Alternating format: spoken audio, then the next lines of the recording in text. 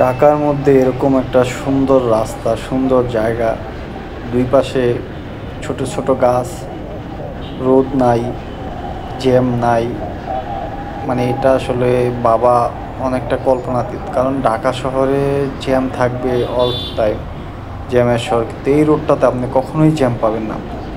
এই রোডটা একটু অস্থির, ভালো লাগে আমার কাছে। জানি না আপনাদের কাছে ভালো লাগে কিনা।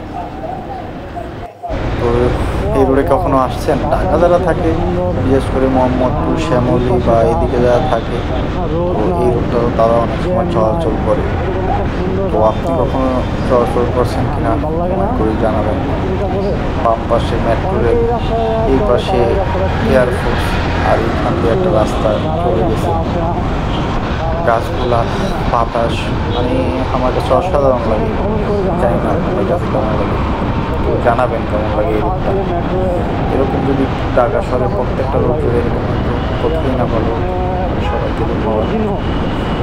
তো জানান আপনারা এই রোডটা কেমন লাগলো। এই রাস্তায় আসলে জ্যাম নাই।